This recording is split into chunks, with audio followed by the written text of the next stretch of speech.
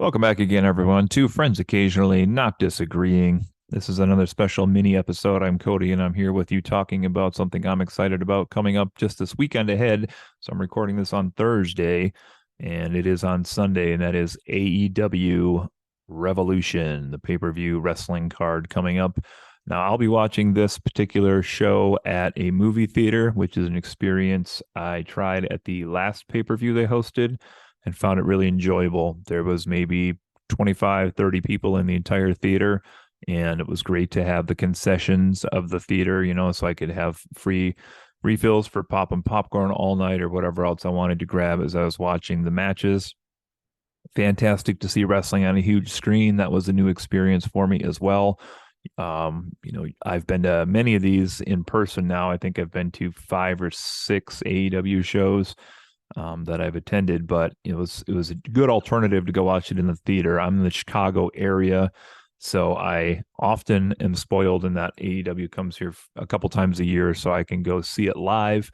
But this was, when they were elsewhere, I forget where they were for the last pay-per-view, like Philadelphia or someplace, I don't remember, but I was able to go watch that on pay-per-view. And this Sunday, they're out in San Francisco at the Cow Palace, I believe, and that's where they'll be having AEW Revolution. First, I just want to give a shout out to anybody who may be listening to us for the first time. I'm going to attempt to post this particular podcast link in several groups I'm on for social media, particularly with some wrestling fans. And if this is your first time listening, welcome. Just to tell you who we are a bit again here, we're in year 2 of podcasting, and we're called Friends Occasionally Not Disagreeing. This is a group of hosts, including myself. There's about 7 or 8 of us that kind of rotate through, and we are old friends who talk about things such as wrestling or cryptozoology and monsters, supernatural, true crime. We also cover things like comic books, TV shows, movies, and pretty much anything else you could think of. Video games, board games, all kinds of pop culture and geek stuff, I guess, are our specialties. We are also on not only Facebook, but also Twitter and TikTok, and soon we'll be launching our own webpage as well. So all of our podcasts are available for streaming on 7 or 8 major streaming platforms, including Audible, Amazon, Spotify, iTunes, Podcast Addict, Stitcher, and more. So you can find us almost everywhere, and we are always looking to increase our audience. So if this is your first time, welcome again. So the AEW Revolution 2023 card is one that has people kind of talking about in the pro wrestling community, and I feel as though this is one that has some mixed feelings for people. There's a lot of people that are down on AEW right now in 2023, mostly due to some booking decisions, if you will, the storylines that have taken place over the last 3-4 months. They've also had to deal with the post CM Punk media scrum fallout from All Out last year in Chicago, which I was at. And so the storytelling has been at times a little uneven, but I'm still pretty excited to go support this and to go there. And I want to talk just briefly about the matches that are supposed to be on this card for Revolution. So, to my knowledge, I have not heard anywhere that they have a pre-show on this one. They had the all-out warm-up, and they had some other things as well. It's at some of the last ones I went to here. They had like an hour of pre-matches beforehand. It does seem like they're trying to bulk up Rampage for Friday night, which is tomorrow again as I record this. So maybe they're just kind of using that as like a lead into, because I think they maybe might have had a bigger match or two on that tomorrow that may have been typically on a pay-per-view, like the Mogul affiliates versus Keith Lee and Dustin Rhodes, for example, which maybe would be like a lower pay-per-view match typically. They only have 8 matches announced for this, and I guess the primary reason for that is because they have 1 hour of the show devoted to the 60-minute Iron Man match, which I'll talk about probably last as we go through this. So I'm just taking this match list off of pwtorch.com. There's plenty of great sites out there that cover wrestling things, so you can always check those out as well. So one of the most recently announced match, we'll call this match number 1, I guess. And I have no idea what order these are going to go in, I should mention, for the pay-per-view, but One of the lower stakes match, if you will, is Christian Cage, who has come back from injury again versus Jungle Boy. This is a feud that I thought was over and done with, but I guess is back yet again.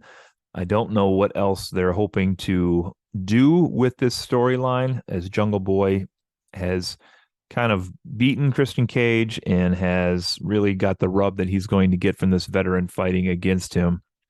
I don't know that either one of them really benefits from this feud continuing. So it's a little surprising to see this match added relatively late in the last week or two here again to this pay-per-view. But that'll be one match. Jungle Boy is somebody who has potential. He may need to focus more on his name, Jack Perry, rather than Jungle Boy going forward. Although who knows, because I was just thinking the other day about how we still call Ric Flair the Nature Boy, and he's in his 70s. So maybe that, part of your moniker is okay, even if you're older.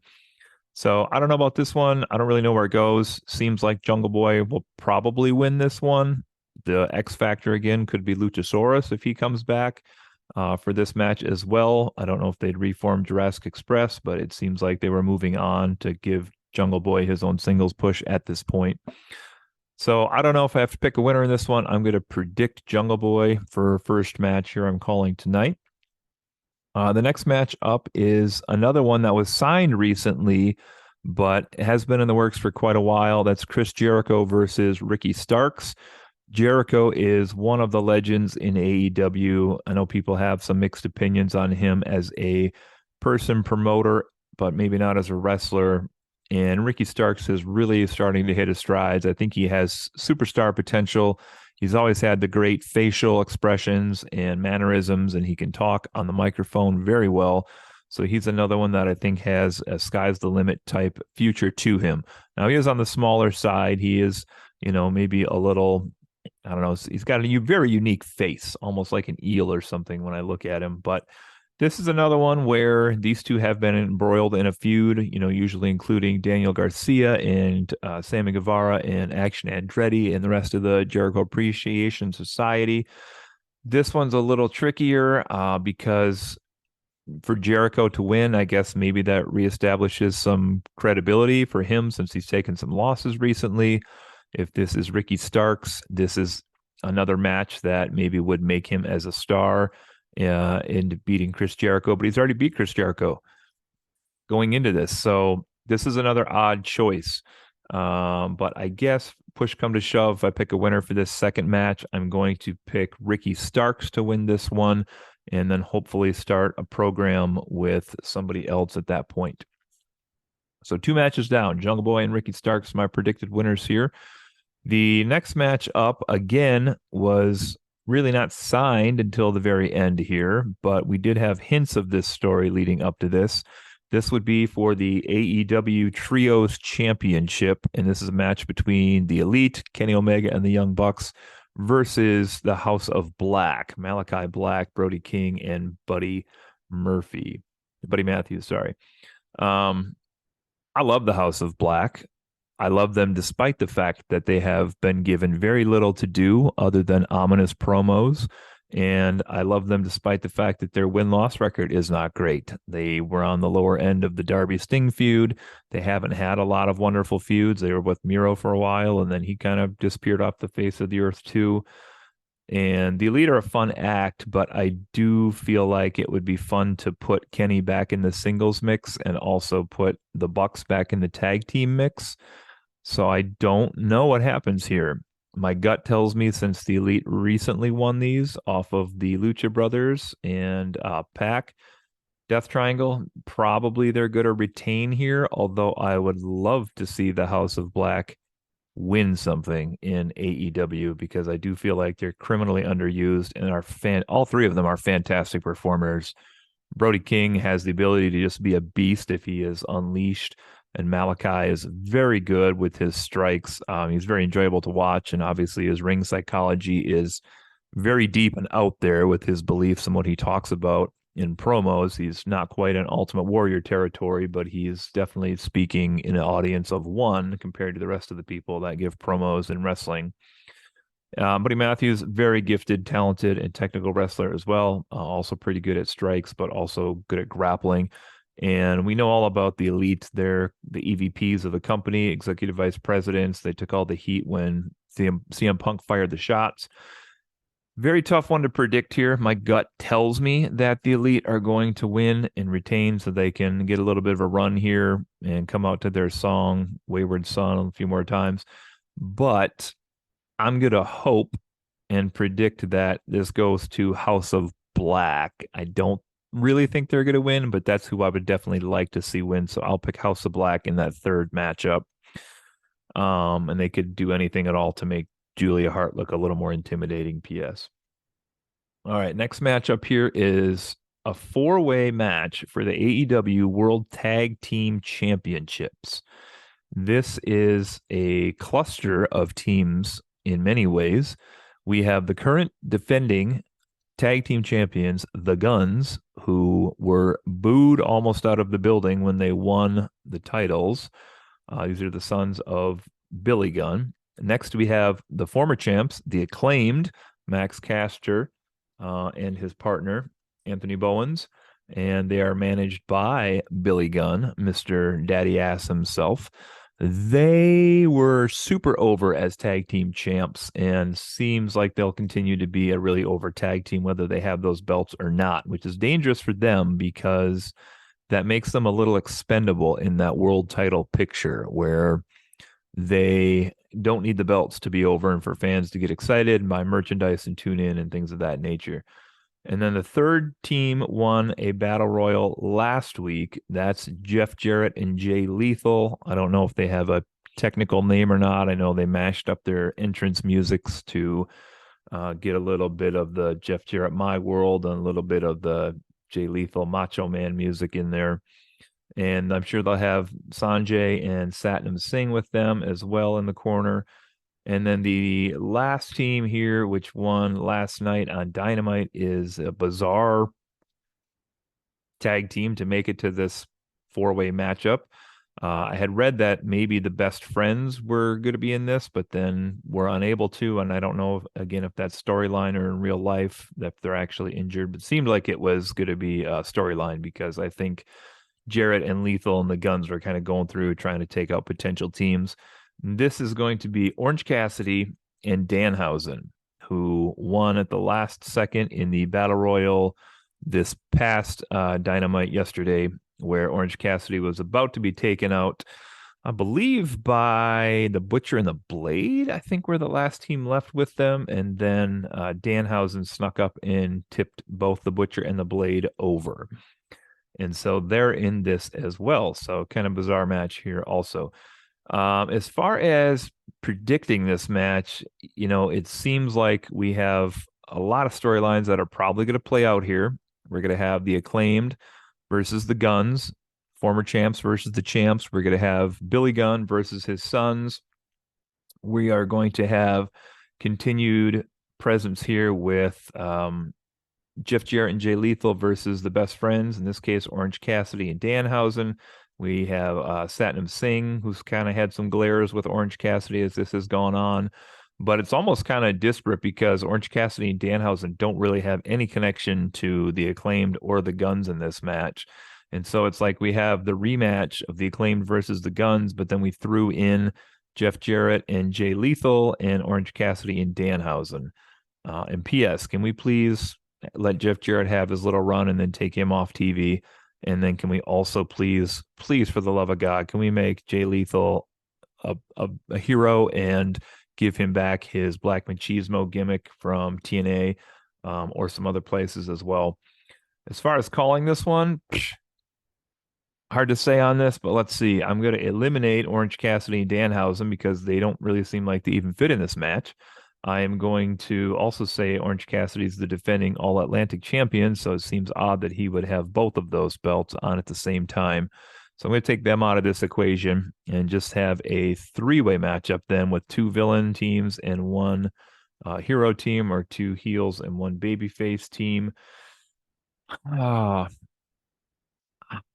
Guns just got the titles. Do they take the titles off the Guns that quickly? I would not be surprised if that's the case.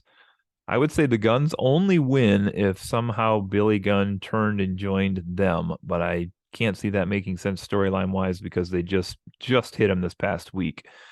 So then we're down to the Acclaimed recapturing the titles versus Jeff Jarrett and Jay Lethal winning the titles. And this is a tough one too. Jarrett and Lethal have already had multiple, maybe 3 title shots against the Acclaimed, and they failed to win all of them. So it seems odd that they would win at this point. So the smart money choice here is probably the Acclaimed. But if I'm picking who I think is going to end up with it here, my money is going to go to Jeff Jarrett and Jay Lethal for some reason. That's going to be my pick for this match, Jarrett and Lethal. If for no other reason, then maybe they're going to give Jarrett that little title run, and then maybe he's done and he goes in the office, and that's the end of him. And Jay Lethal is, he needs some gold in AEW also. But that one could go any of those ways. I don't think Orange Cassidy and Danhausen have a real shot at that. So we'll keep going here.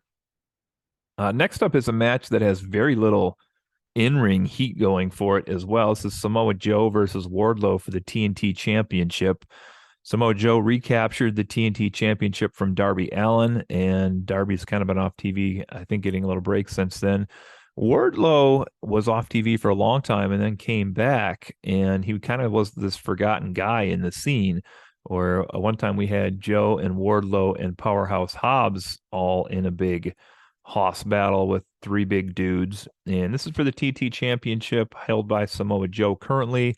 He's back to being the king of television. He has the Ring of Honor TV belt and also the AEW TV belt. Wardlow, I don't know where this match came from other than they were like, hey, we need Wardlow to come back and do something big. Let's put him with Joe, even though they kind of cooled off, and now we're going to remake it a match again. So this is a tough one for me to predict. Joe can lose because he still has a title, so it's an easy choice to have him lose, especially with Ring of Honor launching, I think today on Thursday, if I recall, is the first airing on Honor Club, which is the streaming service they have for Ring of Honor now. And it kind of also begs the further question of, are we going to continue to see the Ring of Honor champions and people on AEW? They have certainly had Wheeler Yuta and Claudio Castagnoli on there often recently, and they're both Ring of Honor champions. They have not had the Embassy, other than Brian Cage, on here recently, and women's champion also hasn't been on here recently. So I don't know what they're going to do, if they're planning to take that away and split them or what, but I guess I'll go with Wardlow on this one, just because otherwise I don't know why they're having this match. But, when he wins this, my question's going to be, what would the fan reaction be like? Because we haven't really been trained to care about Wardlow other than the one sit-down interview he did with, I believe, Jim Ross, where he talked about his hair and his dad, which was a good interview, but, was too little for the overall feud, I guess. So I'm going to pick Wardlow on this one also. All right, that leaves us 3 matches left. Let's go to the Texas Death Match. This is between Jon Moxley and Adam Page. It seems certain that Jon Moxley is going to bleed all over the place. Hopefully it's not as bad as the Evil Uno Jon Moxley match they just had like a week ago on TV, because that was pretty dang bloody. And if I was, it's different for the pay-per-view, I guess, but if I'm a sponsor for AEW or Warner, who has a TBS here, I'm sorry, Discovery has TBS, or is it Warner Discovery? I forget, conglomerations and all, corporations. But either way, I would be maybe turning down the violence as far as the blood just a little bit on AEW, and how badly people are being cut open and how often they're being cut open. I do feel like it devalues it a little bit. I used to watch a lot of ECW back in the day, and that was, bloody here and there all the time too, but I don't feel like that was a mainstream TV show. That was more like an underground cult show when it was on back in the day. I used to stream it late at night at 1 a.m. on the Madison Square Garden network, or Madison Square Garden channel. I forget, whatever it was. But anyway, back to the match here. Jon Moxley, Adam Page. they have a long feud that's been going on. Storyline wise, we have concussions all over the place for Adam Page, and also seemingly a knockout blow for John Moxley on the one match as well. So as far as what's going to happen in this, other than it being just crazy mayhem, um,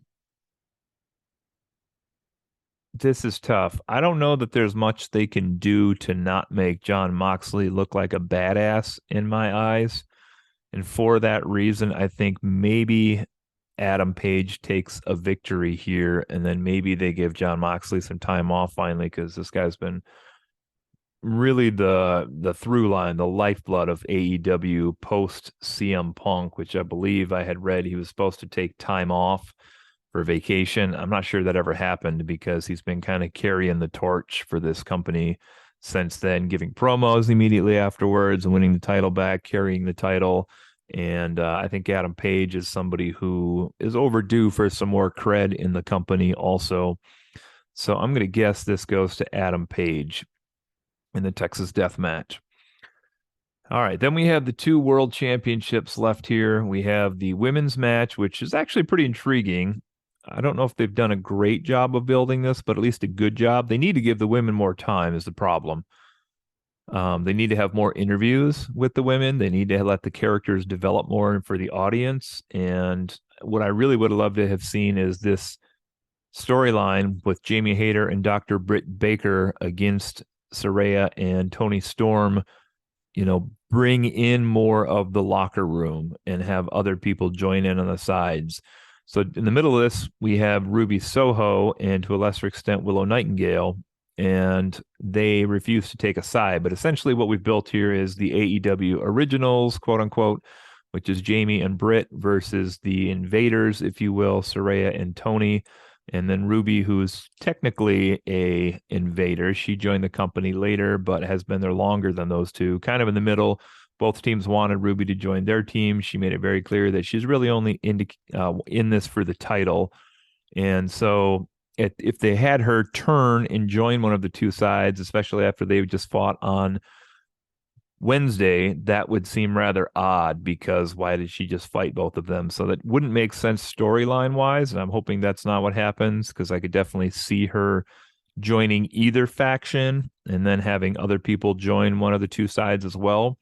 I would have liked to have seen a moment though where, maybe Saraya and Tony Storm beat down Jamie Hayter and Britt Baker, and then the rest of the women that work for AEW come out.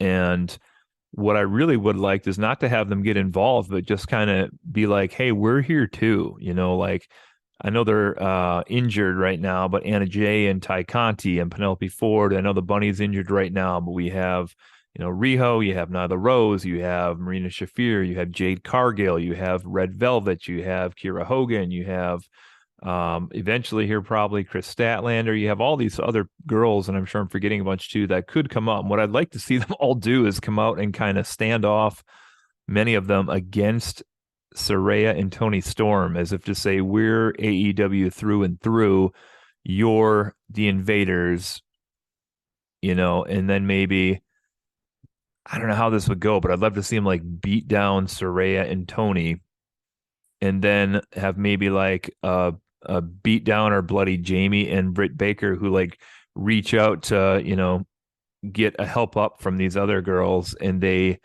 just kind of leave Jamie and Britt in the ring too, because Jamie and Britt were such bitches to these girls for 2 years now. And, why would they love them all of a sudden just because they're from the same company? I would love to see the other women involved with this. Maybe they join Ruby's stable, and then maybe we have like, the crazy invaders, Saraya and Tony, and then we have the crazy Britt and Jamie angle, and then we have Ruby's team, which is kind of the middle ground of like Reason. It could be fun, but I wish they would get some more people involved with this, because if this is what they're going to run with is their hot storyline, what better way to get some of the women's division involved than to feature some of these? It also begs a question here as well, which is Jade Cargill has had an incredible run winning for 2 years now, and is still undefeated, but has still not faced many of the women in this women's division. Britt Baker, Jamie Hayter, Tony Storm, Saraya now as well. She has fought Ruby Soho, but she's had like her circle of people she's had matches against, and then there's this main event circle of people that she really hasn't interacted with. And you'll notice that Jade in the TBS Championship is the only one, I believe, not on the pay-per-view tomorrow. Sunday. And it has to just be because they didn't have a storyline for her at this moment. I've thought for a long time that they are keeping Jade as the champion just until maybe Chris Statlander comes back, because she is somebody who could maybe not quite, but close match Jade with strength. And she's a bigger lady in the women's division as well. And somebody else who was over at one time with the audience and, probably could get behind her again, whether that's her green alien best friends gimmick or her she came back with a black attire gimmick right after that, but I think that's right before she got hurt, so that didn't really have a chance to go anywhere. As far as winner in this one, very hard to pick. Jamie could easily benefit from a longer run with the title because it is currently something, and I give her credit, that Dr. Britt Baker has let Jamie kind of take the foreground, and that's saying a lot about Britt Baker, that she has really always been the face of this division, but she's kind of taken that step back to let Jamie be the face. And most of the promo work has been Jamie. Ruby Soho has been a very dependable competitor. She's had matches where she's bled. She's had matches where she's won. She's had a lot of matches where she's lost. And she was, if you recall, in the finals of that TBS championship against Jade, and really hasn't had a lot of momentum, title-wise since then. So is she due? Possibly. She's possibly due some kind of title run here in AEW.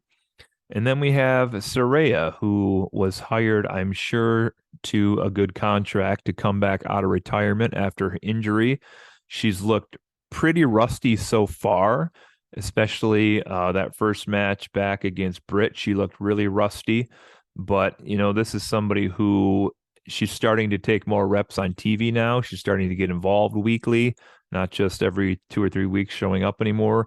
She's been in a couple tag matches, and all these little matches are going to start her slowly chip that rust off and get back to the performer she probably was in the WWE when she was Paige. So, could they bring her in as a splash on a contract and say, here's the title for you? I could definitely see that happening also, which is to say all three of these women are viable winners for this match. You're going to have for sure outside interference, at least from Britt Baker, and possibly Tony Storm as well. Really hard to pick a winner on this one. Honestly, this is probably the hardest match for me to pick who is going to win this championship. Man, this is tough. I feel like Jamie Hayter would benefit from a longer title reign. I don't think she's going to retain, though. I am going to probably say that this goes to Ruby or Saraya. If Ruby wins, they could kind of keep that middle angle going.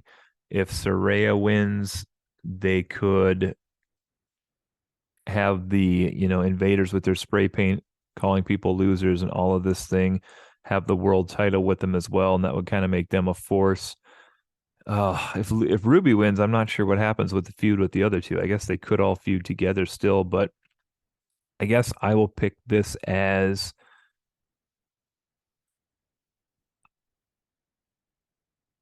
really hard to choose. Man, this is a tough one. I'm going to pick Ruby Soho, oddly, to win this whole thing. No, she's going to lose. I changed my mind. She's going to lose. I'm going to say Saraya. I'm going to say they cheat and Saraya wins with Tony Storm's help. Ruby's going to come up just short again, always the bridesmaid. So I'm going to pick Saraya here. And I don't know if she is the smart money choice or not. That could be Jamie, but I'm going to pick Saraya on this match. Last match then is the big one. It's the 60-minute Iron Man match with MJF, Maxwell, Jacob Friedman, and Bryan Danielson one-on-one for 60 minutes. Whoever gets the most falls wins this match. This has been entirely hyped to be Bryan Danielson's specialty, and rightfully so because it is his style of match. And, people have always behind the scenes, at least in podcasts and online, given MJF crap about how he'll get blown up because he can't go 60 minutes. And he's knocked a lot as being not a great performer in the ring. I think he's very, able competitor when he's in there. So I don't get what all the hate is about there. I think he's somebody that has a brilliant future ahead of him, regardless of whether that is actually in AEW or whether he does make the jump to the WWE eventually. He's going to have to tone it down a lot if he ever gets there, but that's a whole nother story.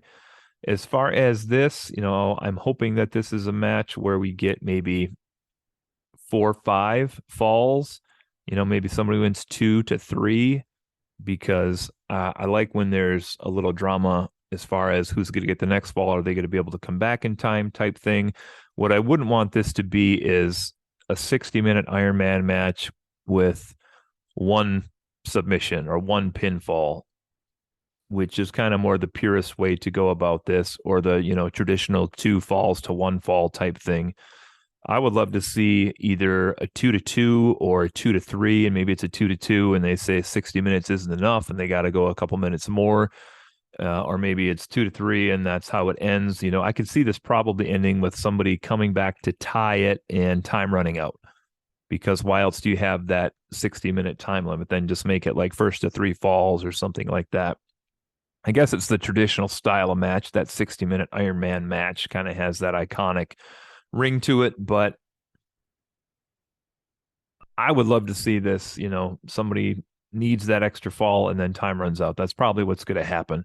Maybe they have, somebody in the submission. Danielson's got MJF in this submission and he doesn't give up or something of that nature. And the bell rings and that's it. He survived. This is another tough one. AEW has done really everything they can possibly do to not only build Bryan Danielson up, because he's been kind of not really a world title opponent, even though he should be since he's been in AEW. He's always kind of been in other feuds. And MJF, is just the ultimate scum heel that people hate and love at the same time. But really, they had to build Danielson up, and then they also had to try to make it believable that he can win this match, because MJF's had a fairly short title reign, and as a heel, usually those are going to go longer.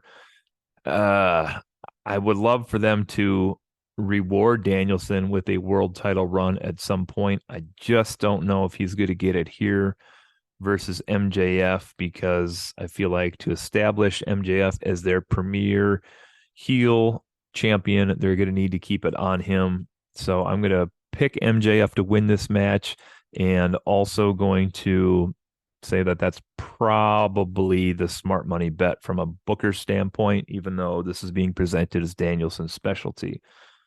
Okay, so those are the matches, the 8 that are listed. And again, with the one being an hour, that really leaves, 20 minutes a match for the other 7 on the card, give or take. And let's assume we're going to have something out of the blue happen somewhere in here, whether that is a run-in by somebody. I don't know if we're predicted to have any debuts at this, but you never know. Somebody could show up at least as a challenger for a new champion, or maybe somebody retains and then somebody walks out on the entryway on the entrance ramp, and maybe there's like a new feud that's starting to be set up. Something will happen at some point here. So to go through all these again on the card, the rundown, the smart money champions, I believe, are going to be Jungle Boy, Ricky Starks, Jungle Boy over Christian Cage, Ricky Starks over Jericho. I think the Elite are the smart money choice to win the trios match. I believe the Acclaimed are probably the smart money match winners there for the tag team championship. Oh, really tough here. Maybe Jamie Hayter to retain for the women's, and Wardlow to win the TNT, and probably Adam Page for the Texas Death Match, and also MJF for the World Match.